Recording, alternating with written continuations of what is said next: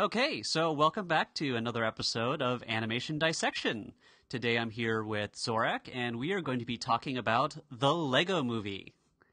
So, the Lego Movie was definitely one of those things I was really not expecting to be very good. I mean, just look at it this way. You have star-studded cast, existing property, like a toy, like that. We also how Battleship worked out. Yeah.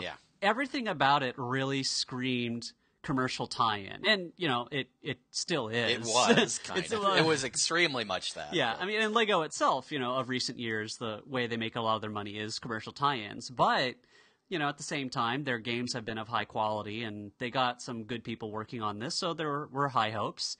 And I'm really glad to say that it worked out gangbusters. I mean, it was a really fantastic, unexpected, wonderful movie. Yeah, it was real fun. It was not something I was quite expecting.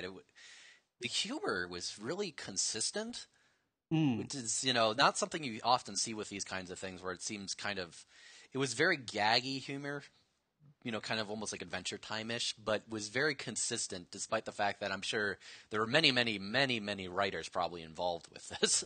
Well, of this one, it's credited to 4 people. The main people behind it, though, were Phil Lord and Chris Miller. And they, if you're familiar with their previous work, it is actually Clone High, which was a animated series on MTV, and if you're in Canada, Teletoon, around I think 2002 through 2003. It only lasted, unfortunately, 1 season, but you can really see their love of genre conventions and their willingness to do a lot of kind of crazy but really witty humor at the same time. So you can also see the idea that they take this base concept and they just riff off of it with as many meta jokes as they possibly can. Because there was basically this is an unending stream of like meta jokes about Lego or things that it's tied into or just pop culture in general. Yeah, and it also I think what's really funny is there were some conservative blowbacks for this movie because of a lot of its critique of business culture and a lot of stuff. I mean, it's a really hard argument to make, honestly, because it's literally there to sell Legos. Yeah, I mean, it's there to sell a product. The people who complained about that kind of thing, which was simply bizarre in hindsight, actually having seen the movie, they can't have actually read even a synopsis of the movie because it would be kind of obvious what it is actually about. I presume there's going to be spoilers during this discussion. Yeah, so if you have not gone out and seen this movie yet, unfortunately, you're probably going to want to fortunately, go out and see the damn movie, please. It's very good.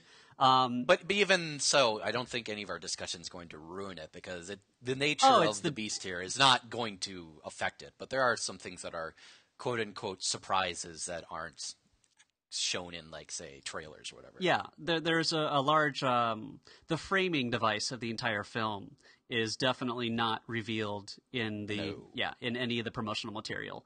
But I mean, going back to what we were saying about earlier with the kind of the weird blowback in a lot of ways. I mean, yes, there is actually kind of an interesting critique of modern society in certain ways, like the opening city, essentially, like the way that people live their lives and the entertainment that they're consuming. There's quite a bit of satire going on in there, like especially with I think one of my favorite running gags was the sitcom inside of that they all watch, the Honey, where's my pants? And it's the same thing over and over and over and over again. They all have to drink the same coffee. They all go to I think it was like a TGI Fridays parody, a lot of the stuff, and it's all run by this business person who manages not just all these corporate entities and the advertising, the TV, and all the mass consumerism and consumption, but he also manages the political environment of that world too. So there is a critique going on there, but it's not what the movie's about. But at the same time, it's not that even that sort of element to it is ultimately subverted by the framework. Yes. The fact that it's basically the kid projecting his own father onto the antagonist figure. And 2, the whole fact that they also have the counter message that basically they have the protagonist going, hey, you actually do like this generic song. It's like you're just all these people are also trying to be so auteur and out there that basically when they just would not be entirely put off if they just participated in society with other people as well. Yeah, so it's kind of at the same time it's it's a mockery of consumer culture, but I think it equally points out that there are many people who have this kind of pretension, about them. And I think that was definitely what kind of kept it from going too far in one way or the other. And I like the fact that it was able to kind of see the use of both, being conventional and having kind of rationality, but also the idea that creativity has, an importance of, giving people like a different framework and view things. So like, so what we have here in the movie, at least plot-wise, is we have Emmett, who is voiced by Chris Pratt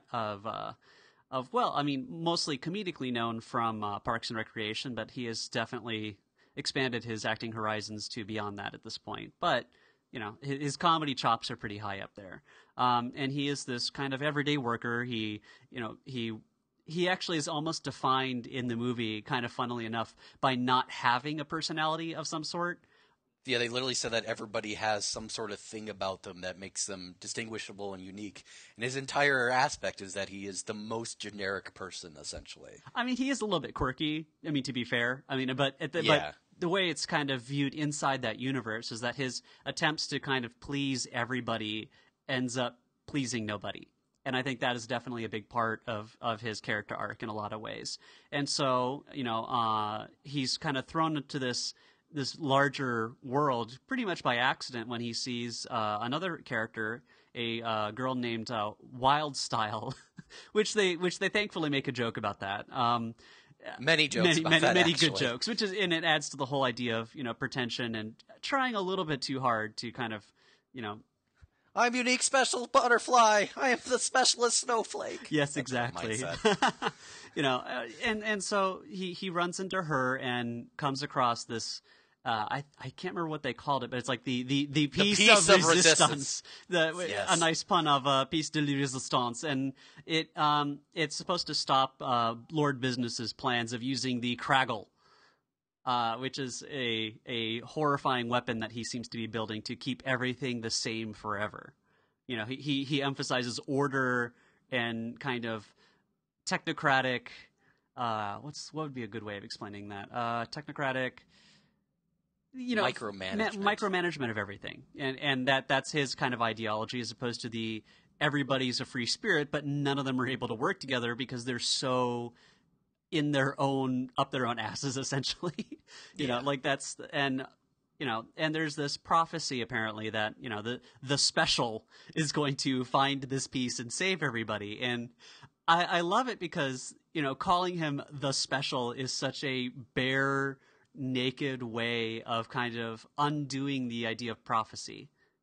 It's taking the prophecy of the chosen hero who will save the day. That's usually used in these kind of mythological terms, but then by pushing it that much further, by just saying, "Oh, we're just going to call him the special," it's so pushed to the second degree that it becomes farcical. And I think that was kind of a nice way of undoing it. But at the same time, though, within the framework, it kind of makes sense because it sounds like the kind of thing a stupid kid would come up with. Oh yeah, exactly. He is the special one. Yeah. The special. Well, and again, the idea of a lot of storytelling is having prophecy and fate and things like that. And I think there's this really nice critique of this type of thing in a lot of movies written by a guy named he goes by Film Crit Hulk. He writes a lot of really, really good articles, and he talks about in an article that he writes about the age of the convoluted blockbuster is that Destiny is kind of used a lot these days to just kind of wrap up a lot of things really lazily. Like Destiny used to be like, you can't resist destiny. Like, if you're destined to fail or you're destined to commit a certain sin and things like that, the idea was to kind of reinforce the audience's sense of mortality, which is why old stories tend to have this idea of destiny. But when you use that in the sense of hero narratives, it's like, well, was the person heroic? Because it sounds like no matter what choice they made, the end result was going to be the same. So like choosing to be a heroic person is no longer a courageous choice, but more like, oh, well, it's going to happen because it was going to happen.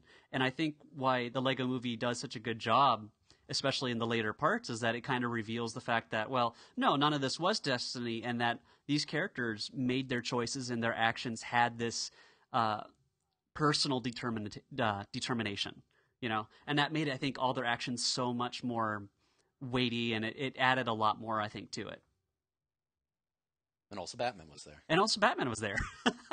a very asshole-ish Batman who, you know what? Well, if you thought of Batman... So you're saying he was Batman. Yeah, he was Batman. I mean, like, if you think about it, Batman is kind of a dick. So, yes, he is. And his DJ song was, I think... amazing. My parents are dead! Yeah. Being rich kind of makes it better. He's so dark and thoughtful and artistic. Yep. And literally a line from the film. Yeah, and that leads, I think, a lot to the character development of Wildstyle, is that, her kind of adolescent power fantasy is very much wrapped up in the ego of this Batman character, which is why, she ends up kind of growing out of him. Yeah, but at the same time, it felt weird that they even made that a thing, kind of.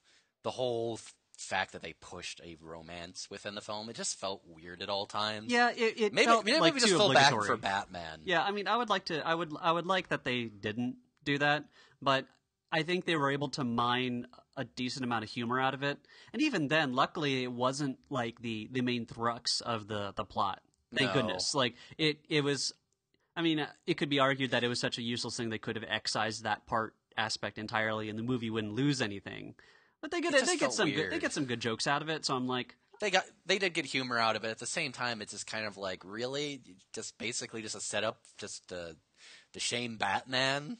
Well, then again, I mean, think of it also in the idea that the entire film is almost about convention and genre and storytelling, and these types of movies always has this kind of love interest. And if you have a little kid, being kind of like the story master here, kids tend to imitate what they know. They're creative, but oddly, children are kind of only creative to a certain point. They tend to mimic, things they've already seen. So it wouldn't be surprising that, a kid would somehow shoehorn in a romance, and it would actually be maybe somewhat clunky. Yeah. But I mean, even then, like it's such a small thing that it really does not detract from like the overall. No, it was like the little nit that I had at the end. I was kind of like, well, that was kind of weird, but the film was great in general. I have a question for you. How did you feel about? I don't know if I'm veering off too much on the plan, but how did you feel about the animation style with the fact that they kept the frame rate overall for the film, relatively high, but they have the framing of like the motion itself of all like the Lego guys slightly slower, so it looks stop motion.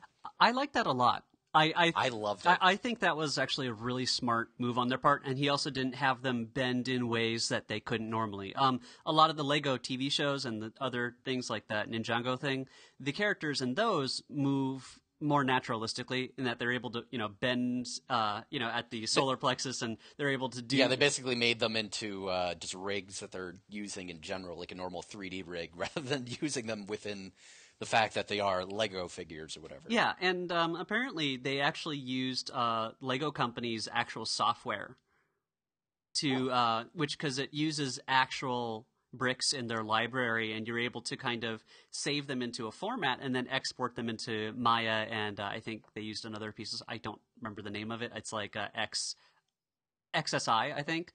And so they used the actual Lego software. So like they definitely had a good sense of how the bricks are actually put together. They're real the numbers that the master builders see refer to real item numbers and everything like that. So they actually used like everything that was, existing inside the Lego product universe, and they didn't make any of that up. So and I think it was a really nice decision to make the Lego figures. They had to rig those up, very mechanically, and then find ways to do the character acting inside of it. And so they end up using the faces quite a bit. And even then, there's a great joke with the when they first show Wildstyle, and she turns her head and the hair is supposed to kind of slow motion flip in the wind. The hair attachment slowly shifts. So they're able to mine that with a lot of humor, and you know, if you look, and they added some really beautiful texturing in there, so it actually looks like they're real pieces with maybe like the scratch marks and everything else like that. So the somewhat stop motion-y aspect really makes me also think of the whole thing of just how kids play with Lego figures, with the kind of moving them around, you know, like you know, it's kind of the hopping sort of motion. It feels like, you know, oh, it's being moved by an actor, kind of like you have with, like, say, like YouTube videos with people animating, you know, figures or whatever. It gives you an aspect of that and gives like a feel of that, but while still seeming very professional and well constructed and natural at the same time. Sort of like the feel you do get from, say, clay motion or claymation. Well, stop motion, yeah. And, well, yeah. In certain media studies, like, they would call that what's called a indexical relationship. So, you know, a photograph has a certain power over us rather than, let's say, a painting, because we have the understanding that the way cameras work is they're reflecting light. We realize there's a real object in front. I mean, not in the age of Photoshop anymore, but something has more power because we understand that it's photographing and basically portraying something that is actually there. Like, if you're traditional photography, you can't suddenly make up what's in front of you. Something physically had to be sitting in front of that camera to be picked up. And so I think that has that in stop motion.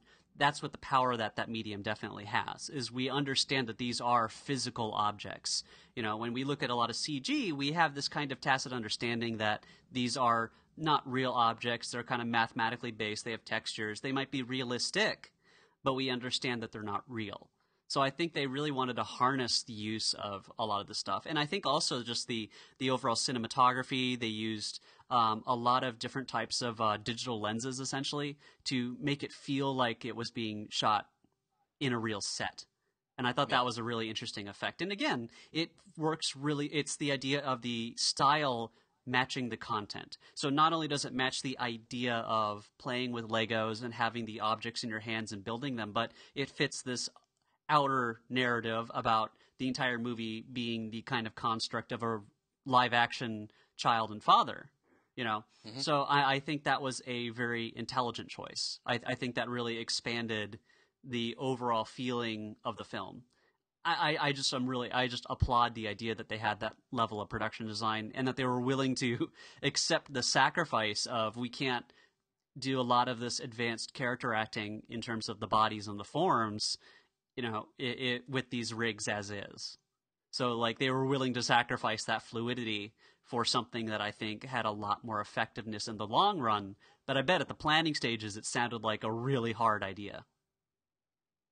Yeah, but, you know, it's the whole restrictions breed creativity sort of thing, where at the same time, it did allow them to probably, well, I assume it allowed them also to save, you know, some effort in other respects by, you know, limiting your motion that way. You can also not have to do the motion in that way. You know what I mean? It's true, but I mean, in terms of like having it removes some tools from your toolbox in terms of acting, you know, and it simplifies things in other ways. But now you have to find out, how can I keep this movement interesting and give emotional weight to these characters' actions? Oh, very true. But you know, and the movie itself makes jokes about this, like with the jumping jacks at the beginning. Yeah. So. Well, let's get back to the plot, I guess, overall, in that, so he's this character who is kind of very everyday. I mean, he is this everyday character who is brought into this larger world, and he is very much kind of like this, you know, maybe slightly dim, slightly Homer-esque kind of, in that, you know, he's supposed to be an everyman, straight man to kind of like the overall, you know, either the wackiness on one side or the overly serious, you know, self-important side. And so, like, you get this kind of expanding cast of characters. You get the master builders, who are kind of like these auteurs of sorts. You know, a lot of them have these very large egos. They kind of exist in their own little genre worlds, and they don't really communicate well with each other because they're a little bit egotistical. And in order to kind of stop big business, or not big business, Lord business, or actually president business, I think, technically. I guess he is. After a point. Yeah. Because he was Lord business originally, and then he became president business after he was elected president, I think. I don't know. Yeah. I'm not quite sure about which direction that works. Yeah. I mean, well, he's basically all-powerful, essentially. And he uses basically the Kraggle, which is basically crazy glue, because what he wants to do is he wants to make the entire world stay the same, because he's essentially the dad who has in the real life sequence this father figure who is a businessman in his basement has built this gigantic, huge city. It's very intricate, but it's very more realistic, kind of but more by the books in a lot of ways. But it's very impressive. But the younger son, who wants to, because he's a kid, he wants to play with things in a different way. And the father is like, well, you're ruining it. This is my thing. I want it to be mine.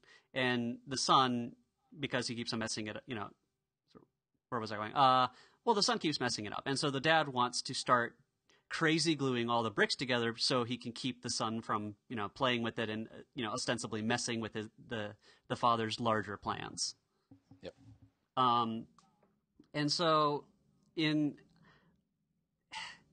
even then, there is a plot to this, and in the end you can kind of see where it's going, where the father and the son reconcile, and it turns out it of course it was coming from moment one. Yes, really. Exactly. And Lord Business is essentially defeated, but not in a violent way. I mean, he's defeated, and then he kind of sees somewhat the error of his ways, but at the same time, the idea of sometimes it's good to have order and structure is also reinforced at the same time, such as Emmett's plan to sneak by is, maybe we should actually follow the instructions as a way of being able to, function.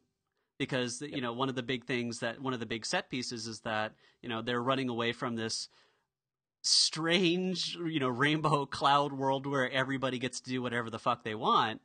And they're like, oh, we have to build this submarine, and all the different characters from Batman to Wild Style to all these other guys, and 1980s Spaceman, all these other things, and they're all trying to build this submarine at the same time, but they're just sticking random shit together.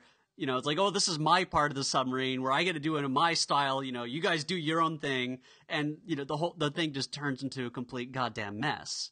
And the way they sneak in is by making one of a cargo ship, essentially. The one that looks like all the others, so it's able to kind of pass the inspection on the way in. So the idea is that, okay, there's a place for individuality, but there's also, it does a very good way of doing a balancing act without becoming too South Park, truth is always in the middle, I wonder how much iteration they went through with that sort of narrative until they got to where they are.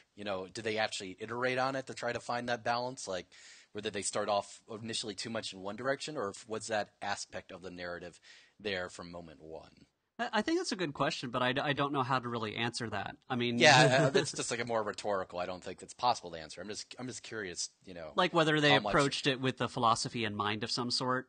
Yeah, if they were deliberately going for the sort of dichotomy of, okay, yes, pop culture is stupid, and general conformity can seem really, silly without any creative ideas. But on the other hand, you do have to work together with people, and doing things by the book isn't a bad thing inherently. Yeah, I think what it does is it kind of nails down the obnoxiousness that a lot of reactionary bullshit can kind of get into. Yeah, where it's kind of over the top, come on, seriously. I mean, it's not a full-throated. I would say it's not a full-throated appeal to conformity by any means, or conventionality. Or the other direction. But it's saying that there is value in working with other people and maybe sometimes following certain rules, but at the same time not losing sense of individuality, because Emmett's whole problem is that he threw out any sense of individuality, and so he was not able to make the friends he really wanted to make. So there was this idea of having a balance in life, and that it's okay to play with toys any which way you want. I mean, that's the kind of appeal of Lego, is they come with instructions, but the nature of the toy itself is that you can make whatever you want with the pieces that you're given. And that's it's kind of the general message of it all. Yeah, yeah, and so it's basically just have fun, whatever way. Yeah, and it matches in both with the spirit of the movie and it matches the spirit of the toy. It's like, this movie was a perfect advertisement for the toy in a lot of ways. I think they did such a good job of making that kind of, they applied enough good filmmaking and funny comedy sugar to the medicine of, this is designed to sell something. It's actually really interesting how effective they are at doing it without making it seem really in your face, kind of like groan-worthy, like ugh. Like they show off all their different sort of set pieces, and they show off all their different media franchises that they have acquired.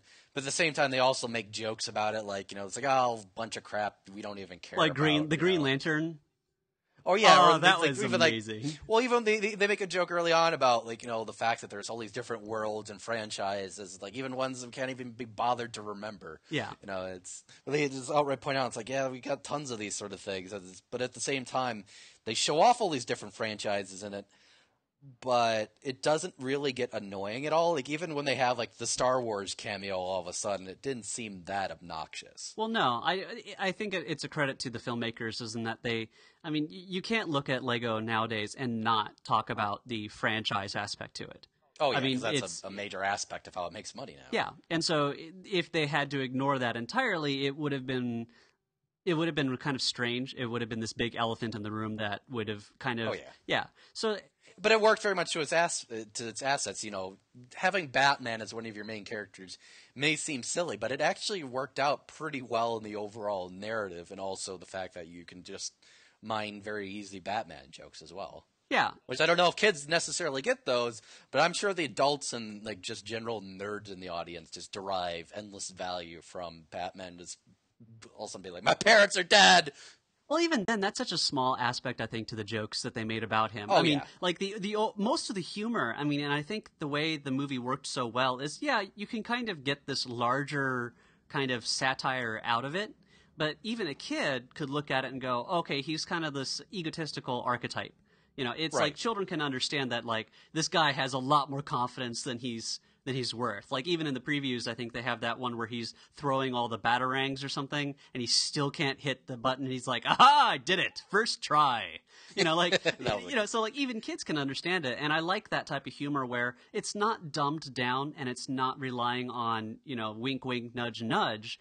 It's universal humor. Like, it's funny because it's well written and well timed and there's good gags in it. And that's what I really appreciate about this movie. Like you could instead do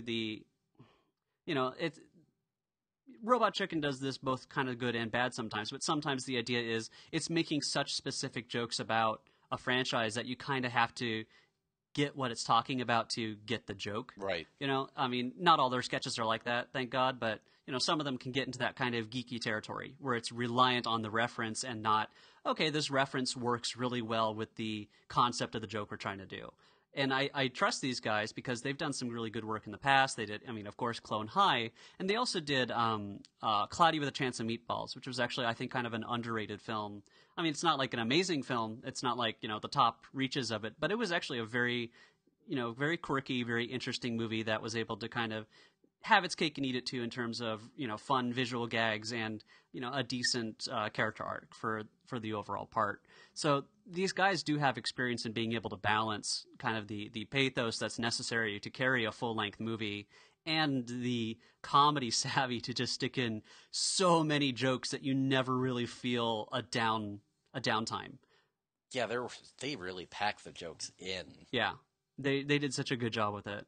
And it didn't feel like shrill or annoying. So like they were able to get that perfect balance that makes it entertaining and funny without feeling like it's trying too hard. Yeah, it was weird because like there was a ton of jokes. And I didn't laugh at necessarily all or even most of them, but I didn't ever feel that there was a joke that was kind of just like the turn of phrase I've heard for it recently is like where it's like non-MIDI. Where it tries too hard and kind of moves to the other side of making it actually unfunny. I never got that sort of non-MIDI feel out of any of the jokes. Even if it wasn't a straight out hit, it was generally just amusing enough that just kept an above the average level of humor and had some really major spikes where I just laughed my ass off occasionally. Oh yeah, I mean this movie definitely passes. There's a British film reviewer who calls like the laugh test. If it's a comedy, you need to laugh at least 6 times. Oh yeah, it definitely passes. Oh, this one passes that in spades. But you'd be surprised how many comedies, listed comedies, they can't get up to those 6 big laughs. Like they're not able to do it. And so it was really nice to finally see a good comedy. I mean, it's been like a wasteland, and I'm not counting like the typical children's.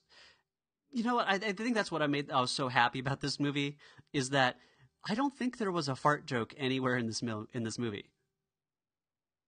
Yeah, I don't think there was. I'm trying to think if there was anyone that. No, I don't think there was. Because like that's how you tell something is made for a kids movie these days. Is like they had the walking with the dinosaurs, and they had like a joke about like. Don't even talk to me about that. Yeah. I don't even want to think about that existing. Yeah, and then there's also like the ads for the Peabody and Sherman thing where they pop out of the butt of the Sphinx and it's like a fart. It's like there's always a fucking fart joke in any of these previews, and it's like. I hate that so much. Just not because I think a good fart joke is great, but it's so lowballing. It's like this is the best you have. You're showing us this in your trailer to try to get us to watch, and this is literally the best you have. A fart joke. Yeah, or and it's not even a good one. Or one. It's not even like a creative one or like an interesting one. It's laziness, and that's why I was really happy to see this movie that's being marketed towards larger audiences that isn't doing that type of cheap humor. I mean, a lot of it is so self-aware and savvy. Like what is it when the ghost of the prophesizer comes back? He's literally hanging on a string, being dangled in front of the character. And then even then, it seems like that would be like a dark thing, but they made a lot of jokes just out of that. It's like you didn't let me finish because I died. It's like they really keep the humor level extremely high, and it didn't feel like it was too like. Obviously, this is aimed at a pretty. I don't know what this was, like PG or G. I don't know. Or it feels like it's aimed at typically at a kid audience, but there's a lot there also for a more adult audience in terms of not like adult humor, quote unquote. But there's a lot of jokes that basically no kid is necessarily understand. Like kids won't get half of like the nerd jokes or. May not necessarily find as all the linguistic jokes that they work in that are just kind of silly. Yeah, but at the same time, I think it's because the film is not relying on those jokes as the basis. It's smart enough to know better. Yeah, it finds a good balance of making a high overall keel that basically it's a good general audience appealing film. Yeah, well, it's like The Simpsons used to do, where they would have jokes that if you paused it on your VCR. That's how you would catch it. It rewards people who have a certain level of knowledge or at least understanding of certain things, but it doesn't punish those who don't. Absolutely. Yeah, and that's a big change, I think, from a lot of stuff, because there's a lot of humor these days that's kind of veering off into trying really hard to be esoteric, and then the other side, which is trying really hard to be lowest common denominator. So it's really nice to see someone who doesn't disrespect either side, but has kind of found a way to reach like larger audiences without, dumbing it down. One aspect I liked about it in general was the fact that it didn't waste any time at all. Like it didn't, like even from like establishing point of view, like the film starts right into it. Like it does. I'm not even talking like a cold opening. Like this makes like a cold opening, feel just. It gets like it does the WB logo in Legos, and then. It's like doesn't do any establishing, rising music. Like, everything is here comes the film. Everything is great. Well, I mean, like before that in the intro thing. Oh yeah. It's also just okay, the film's actually starting. They already got the guy with the crazy boots, stomping around. And the prophecy that he just makes up, and then they hang a lampshade. It's like, did you just make that up? No, it's totally real. The fact that it just keeps going. Do you know what I mean? Like it doesn't do this sort of dramatic build-up that's essentially just buying for time. Yeah. It straight goes in. And even with the song number you were making fun of, like it didn't I'm not making fun of it. It's I know, I'm just saying it didn't do any wasted shots during it, really. Well, it was kind of added. That's really what it is. Yeah, that's what I'm saying. Yeah, like it has everything has a very explicit purpose in terms of establishing, and it doesn't go for like a lot of excessive flourishes to like you could get away with, showing off these lavish environments that they spent lots of money and time in. Like, check this out. Here's what we did with the money here. Doesn't this look cool? No, it stays really focused on the character and what he's going through, and it's even within the song and dance number. It's basically establishing the whole fact that it's all about uniformity and conformity and everybody following the instructions and the order of things. Exactly. It's very purposeful and very deliberate. And I enjoy that fact that they basically, I never felt during it like, where you'd be checking your watch like, okay, like we get it. Yeah, come on, let's move on. We get what you're going with here. You're taking way too long to do what you need to do. You didn't have any of that because they basically just like hit. We're still moving. We're moving. Okay, film done. Yeah. It didn't waste any time at all. It didn't waste your time. And it wasn't overly stupid in the respect of having to overly reinforce and, constantly repeat things to make sure, did you get this? Did you guys in the audience miss this aspect? No, because it keeps everything kind of, even if you didn't get aspects of it, it reinforces it little bit by little bit throughout the film to the point where they don't have to, they don't have to constantly just repeat and hit on the same sort of element of Emmett is an idiot. It's basically them just keeping it up within the jokes and the overall narrative. Yeah. It's interesting. I mean, it takes like what would be a normal fish out of water story, but does something a lot different with it. Yeah. The one thing I'm kind of worried about now, though, is that it has been slated to get a sequel. Really? Yep, and I think it's slated for 2017 or something like that. And I guess I'll give them plenty of years to think about it, I guess. Yeah, I mean, sequels sometimes they're great. Sometimes they are either just as good or sometimes, depending on the franchise, better than the first film. But this one was so really well self-contained that I don't know whether or not I want a sequel, or at least I don't want a sequel with these characters. I would rather, I think they did such a good job of kind of wrapping up where the characters were going that, in order to have them star in a sequel, you have to either push them into the sidelines or have them unlearn a lot of their big character arc or introduce an entirely new one, and that would feel not really very organic, I mean, they did have kind of the sequel hook at the end, but it was entirely as a joke, is the thing. It was not like anything you could actually make a film out of, I would think. It seemed more like kind of a jokey hook, like, oh, so that's what's going to happen now. Here we go again, But it wasn't like it was more for the gaggy aspect rather than, okay, here is actually what we're going to do now. Because it's like, thinking about that as a film, the fact like, okay, well, the father goes through the arc and, it's like, okay, you can come down here. But that means your sister gets to come down here too. And then it's like, that doesn't sound, when they actually showed it, it's like, kind of like, that's not that interesting. Well, it's one of those things that might be funny as an idea, but you would not want to see a 2-hour anything out of it. And well, again, that's the thing is like, I would not want to watch 2 hours of that. It's cute. It's one of those things where it's like, oh man, it'd be really funny if they had a movie about this. But then when you actually have to plan it out and tell a story around it, you just go like, oh no, this would be terrible. So I'm not sure. It was funny at that little bit that we got of it, but after that point, it was just kind of like, if they actually did this in full, no. Have they said at all what they intend to do with this new film at all? No, I mean, well, again, like it was announced in like February or something that they were going to do a sequel, and I presume probably because of how much of a commercial success it's been. Oh yeah, right? No, this thing has done like freaking gangbusters. I mean, it's done like Frozen levels. Just saying something because you would not expect that inherently. No, I'm sure, a franchise movie, not. I'm sure the Lego guys are kind of sitting back like, yeah, we did it, guys. Well, even then, they've actually, they've had a pretty good history of putting out really good properties. Like, I don't play them myself, but I heard the Lego games are usually of pretty high quality. Their TV series seem to be doing fairly well.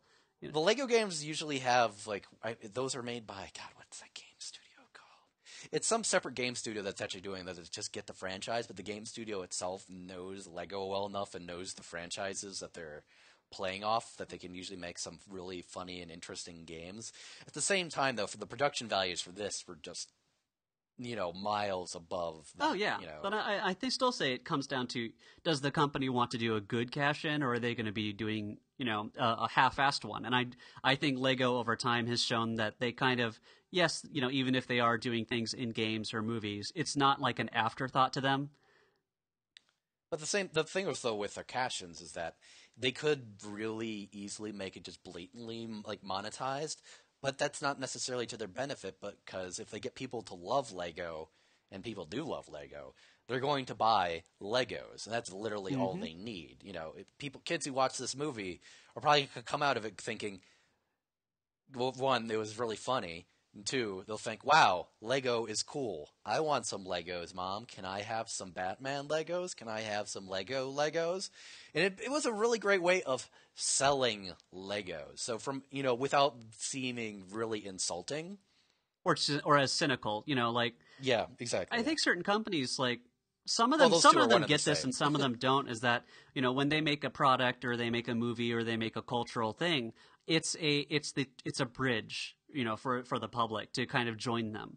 Certain companies, like even the way they manage their retail outfits, some of them are really put a lot of emphasis on customer service and things like that, because they go, well, yeah, we're not going to oversell people because we want them to come back. We want to have good customer service because we want people to have these positive associations. Even if they do advertising, they're not, advertising is not there to sell you a specific product. Sometimes it's to create these subconscious associations. And I think Lego has done a very intelligent job over a long time of making their brand seem very up to date, but without the whole like, hey, iPods, am I right? That type of trying too hard to be current. They've been really good about having a sense of humor about themselves. Having a sense of humor about the licenses that they get.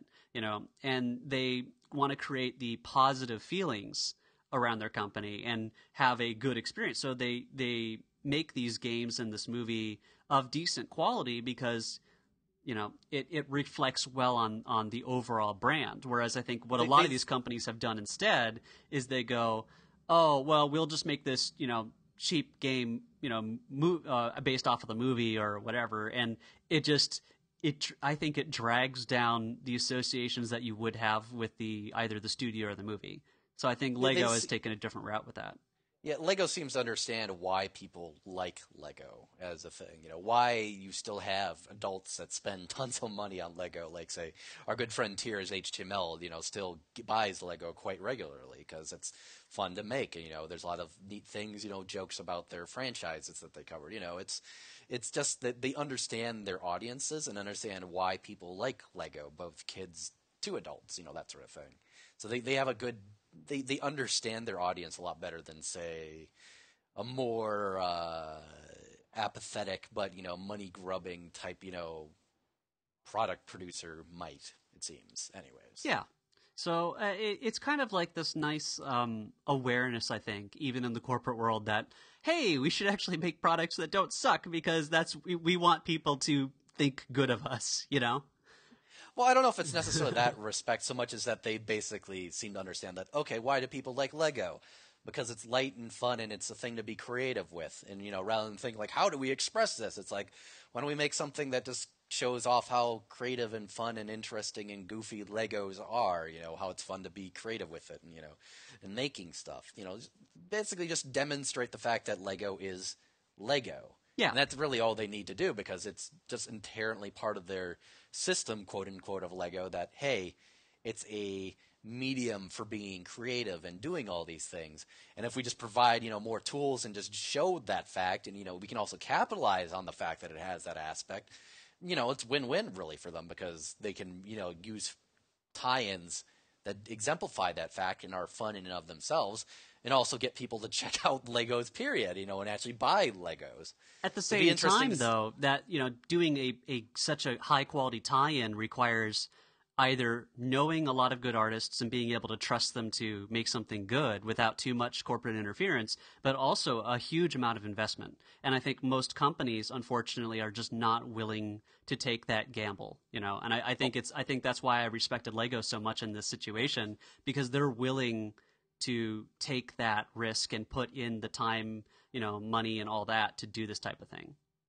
I wonder if the writer and directors on this were Lego fans themselves, or they had kids who played with Legos. Like, did they come into this cynically and have to do research to learn about Legos, or were they, I get the feeling, Lego people? I get the feeling that, well, being a kid in the U.S. in any way, like, you're exposed to Lego at some point. But, Oh, yeah. I'd also point out that these are also the same guys that did that 21 Jump Street movie. So they're very good. Like, even if you're given a property that, Lego is a universal property, 21 Jump Street, at least for some people my age and just people younger than me, that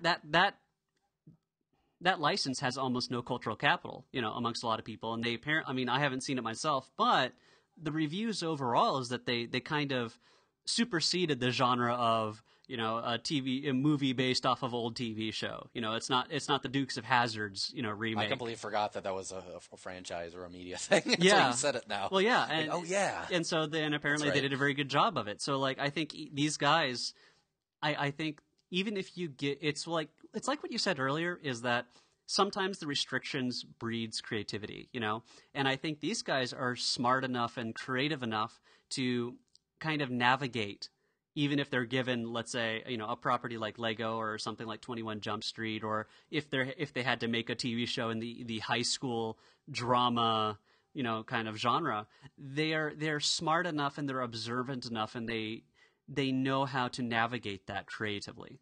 They must have, though, have had some staff, up there, like producer or director or writer or something. Someone who really was kind of like, oh, I grew up on Legos and I love that stuff, because it really had, like, there was a lot of Lego-iness to it that just felt like, okay, these guys aren't just using Lego as their medium here. They must love it. Genuinely, you get the feel that they capture this sort of energy themselves of why Lego is popular, and really express it. Like, Lego is great because you can do this kind of thing. Either that, or they had someone from Lego course or whatever. They probably had some advisors, but like I said, sure. they used that Lego digital designer software. Yeah, and that's actually a free software that anybody can download. It's like a 3D CAD program to build your own sets, and I think Lego originally built that as a way of, you could build this set digitally and have all the pieces done, and then you send it to us, and we'll send you like a box with all the stuff in and the instructions you made. Yes, they discontinued that aspect, but you can still use the software and use it as a way of, like, you can go to like a Lego store, or I think the website has like a pick-a-brick thing, and you could still use that software to download it, like the info, and then just go buy the bricks separately yourself. They just won't make, they won't make a screenshot box with, for it like they were originally promising. So, but they actually use the real software, and because it's a license thing, there's always somebody, from corporate that will have some kind of involvement in terms of, like, well, we want this type of representation. We don't, this is the message. It's like in advertising when you're doing copy editing or copywriting. There's always someone who's like, this is the type of way we want people to view the product. They might not sit there and write the script or anything, but they give advising, Oh, I'm sure, but at the same time, you definitely do get the feel that someone up there. Oh, yeah, someone in this project and very much loved it, And again, Lego is thankfully this very universal toy, and it's. Well, that's also one of its major, its draws. Why it's so popular, yeah, its draws. It's the fact that it is such a universal toy. It's make your own toy essentially. Yeah. So I'd really like to see, what Lego comes up with next in this regard. And I would actually really like to see some other companies that have, really good property bases that I think this creative team, or at least a creative team of this type of caliber and this kind of thought process could go. Like, what if Nintendo was able to give, Phil Lord and Chris Miller, like, these types of, like, properties? Like, they could do something. I think these guys would be able to pull it off. I don't think it would be as good as the Lego Movie, but that's just throwing up warning sirens in my head. Just like, no, do not let that happen. Yeah, no, I mean, not even because of like excessive affection for the properties. It just seems so train wrecky. Yeah, that's true. It could probably. It just inherently just throws up tons of, like. It's like if they made Sonic the film, not like some. Well, sort of they're doing that now with Sonic Boom. Which is that a film? That's a TV. It's a TV show and movie. It's like it's their big attempt at refranchising it. Until that comes out, I don't know what else to. We might have to devote an episode to it eventually, but or just Sonic in general as a franchise. I don't know. But anyway, so I think overall we had some really positive. Overall, I would recommend the film. I have nothing I really disliked about it that. Beyond the tiniest little niggle, but it was a good film. Check it out. See it if you haven't. If you've already seen it, you probably agreed with everything we said. So good for you. And I think we also examined a bit like why it worked so well. Oh yeah. So let's see. Let's talk about what we've been seeing lately. Like we just yesterday, at least by the time of this recording, we just saw the latest episode of Space Dandy. Which I think it was probably one of the best episodes they've done.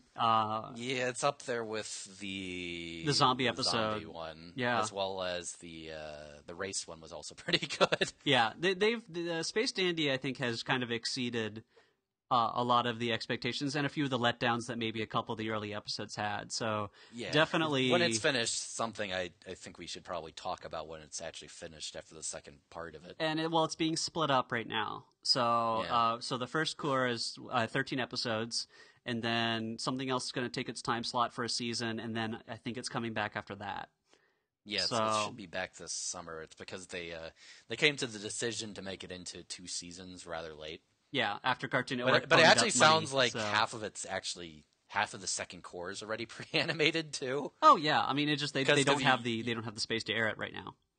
Well, I don't think it's actually the space to air it so much as that they still did need time for some of the later episodes to animate. That's well, yeah. Because they also wanted to restructure the overall because they were going to end it at 13, so they had to remove some stuff back and stick other stuff in. Like Yuasa's episode was originally going to be in this first core. Yeah. And it's getting pushed back to the second core. I think it's going to be like the first episode of the second core or something. And I wonder how many, because, we're going to end at 13 episodes and some people are going to have to start moving on to other projects, how many of them they had to wait for some of them to come back after they go, oh, no, wait, guys, we got a second season. So I don't know. Usually with this anime, the lead-in is so abrupt, essentially, where it's like everybody just piles in, they get it done like a month before or like a week before. Yeah. Or even the week of. So that aspect of it just kind of seems more like, hey guys, stick around for another season. None of you guys have any plans? No. No, unless you're working on ping pong. Oh, well, yeah, a lot of the directors are probably going to be, but they were already, doing, none of the episode directors were permanent, spots anyways, except for the lead director slots. And, all those guys are being hired directly at Bones. So, and Bones is keeping their A studio on, Space Dandy throughout this spring. So, yeah, so that's what's going on there. And then I guess in terms of American shows that I've been watching, Steven Universe I think is really good. I really hope that continues to do well. I haven't actually had a chance to watch that yet. I hear it's really good, but I just simply haven't found the time. It has a really beautiful production design overall, and Rebecca Sugar has a really good command of character emotions. I mean, she's done a lot of amazing comics that just really know how to do with both drama and comedy at the same time. A very famous comic of hers that circulated the internet a lot was about the 2 friends that used to quote The Simpsons at each other. Yeah, that's a good. That's her. She's able to do some amazing stuff like that, and she also did a lot of good stuff on Adventure Time as well. Mm-hmm. And I think if you are a fan of a lot of the really old-fashioned magical girl style anime like Utena and Sailor Moon and things like that, I think this one kind of has a lot of shadows of it, but is very unique in a lot of ways. Like, and it is a little bit, it is more episodic just because this is Cartoon Network. It's not able to do a really hard narrative, but in the way Steven Universe is structured, I don't really mind that. It has introduced some characters that you just won't exist in certain previous episodes because, again, it's a soft continuity. There's not a strict order, but it is developing, adding new characters in and adding in little pieces of the world that it alludes to, but it never really sits there and over-explains them. There's still a lot of mysteries around it, but it's not doing it in that kind of Lost sense. It's just like, oh, it's just a part of the world, and the characters kind of acknowledge it, but the audience hasn't had it explained to them yet. So there's a lot of really neat things in there. So, and it keeps on adding in some really neat stuff. So it's a really good show. I really hope it continues doing well in its time slot. I think Cartoon Network overall has been making some really good decisions lately. Oh yeah, they seem to be really helping push some good shows. Definitely. Except for of course some terrible ones like that fucking talking fruit. Annoying Orange. Yeah. Well, they also have this terrible thing called Mixels, which takes the. I never even heard of that one. Do I want to know? Let me see if I can find a good way to explain it. Mixels takes the shrillness of Annoying Orange and combines it with the animation abilities of Johnny Test. Great. Like, that's the best way I found to describe it. It's not good. But luckily it doesn't seem to be taking up much of a time slot. It seems to be kind of popular. Is it popular with the kids? No, I don't think so. I mean, again, I've only seen I think they only do little 2-minute shorts of it. So I don't know. And Gumball is still going. They had apparently, I think they changed some animation studio with it, and some of the voices have changed. So I know some people who are unhappy with that. But overall, I still love Gumball's aesthetic. And it has there's some pitch black humor in it that I really appreciate. So I'm looking forward to seeing more of that. And of course, we just had our episode about the next season, and some of our hopes are being, paid off, and some of them are dashed even further the more we learn about it. Yeah, there's been a lot more that turned out to actually be about incest. It's like all of a sudden just layered it on. Yeah, but nothing too much important. In fact, in getting ready for the new Mushishi season, I've been rewatching all of Mushishi and just finished doing that. And reminded me exactly why I liked it so much. It's like, it's a good one. So pleasant and relaxing. Yeah, I mean, I definitely suggest it if you guys haven't. Check out Mushishi. There's no excuse not to. I think it's on Funimation website. It's on YouTube. It's on Netflix. It's on Hulu. It's on everything you can really imagine. And the DVD set is like $18. Yeah, it is super cheap. So just do it. Yeah, it's good. Yeah. So and since the new one's coming out, go ahead and do it. I mean, I don't think Mushishi season 2 is going to require the first season, but why would you miss out on just good standalone episodes? I mean, I almost want to do an episode now just about Mushishi because it. I would love to do that sometime. That'd be great. Yeah. So, look out for maybe an episode about Mushishi. But hey, we've proven that this show is not entirely about anime. There are some Western shows and movies I would definitely like to bring up in the future more, just to get a balance going on. So, let's see. Any other recommendations of what to check out now that's kind of current?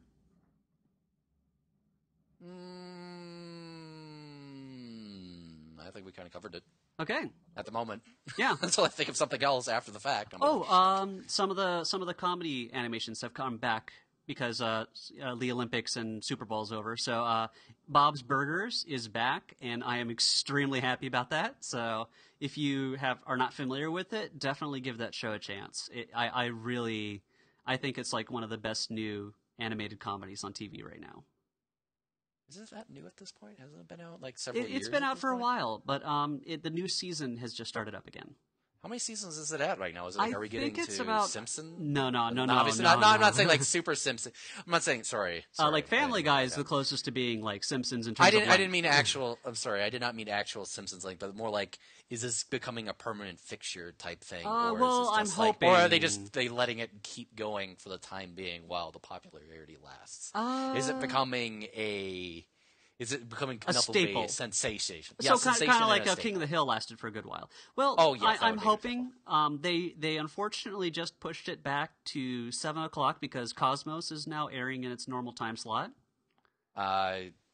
Sacrifices must be made for the good of our children. Yeah, and that is one of them. Yeah, and Cosmos has some nice little animated bits inside of it. Not just the CG, but they actually do have some. It's puppeted, but they have some animation in there, which is interesting to see. But it's I'm just hoping though that because remember what happened Futurama, it went to 7:30, and it just lost a lot of its audience because it kept on getting preempted by every event, sporting or otherwise. So I'm just hoping that doesn't happen. And then American Dad, another animated show that I actually do like, I think, which is a lot better than Family Guy and its ilk. That one's being moved off to, I think, FXX for the newer season after this current one finishes up. That doesn't seem to bode well for its future necessarily. No, and unfortunately, I think it's one of the more creative of the McFarlane franchises. So, and Simpsons then again, well, it's The Simpsons, so it's. Well, then again, like, didn't Family Guy get punted to like Cartoon Network, and that's why they Well, brought no, it back? it was sure up canceled, and then the DVD sales and the airings of it on Cartoon Network was what brought it back. So it was kind of actually one of the few cases where populist backlash brought a show back. Where basically the studio heads went like, "Oh yeah, the money." It was the same. We love money. Futurama, it was the same. I mean, but it had to that one got brought back on a different network. So some people who really are fans of American Dad, if you really like that show, try to watch it when it gets moved to the cable network, and hopefully that will be able to survive there. Like Archer seems to be doing pretty well, so maybe American Dad will be able to do the same. Other than that, I think there's not too much coming out just yet. I think the new seasons of stuff aren't going to start until like the next week or the week after. So keep your eyes out and let us know if you guys have anything you want us to cover. So signing off. Suggestions or comments or compliments. Yeah. So signing off, I'm R. Magnuson, also known as Neeksy. You can find me on Twitter at RY Magnuson. And this is Zorak. You can find me also on Twitter at SA Zorak. All right.